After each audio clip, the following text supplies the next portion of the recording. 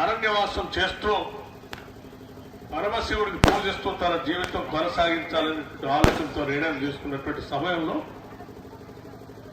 వారంతా ఆలోచిస్తే ఆ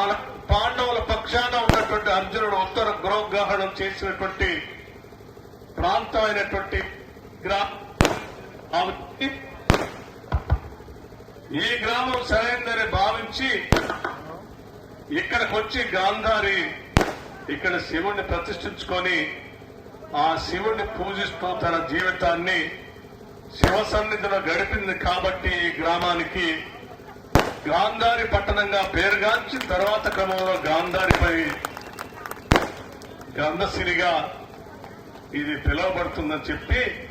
ఇక్కడ ఉన్నటువంటి శాసనాలు కానీ ఇక్కడ ఉన్నటువంటి కథనాలు కానీ చెప్తా ఉన్నారు. అటువంటి గాంధారి ఇక్కడ ప్రతిష్ఠించినటువంటి శివుడు ప్రార్థించినటువంటి ఈ శివాలయాన్ని తర్వాత కాలంలో కలియుగంలో కాకతీయులు పరిపాలన సాగించేటప్పుడు ప్రతాపరుద్రుడు ఇక్కడ ఉన్నటువంటి ఆ శివుడిని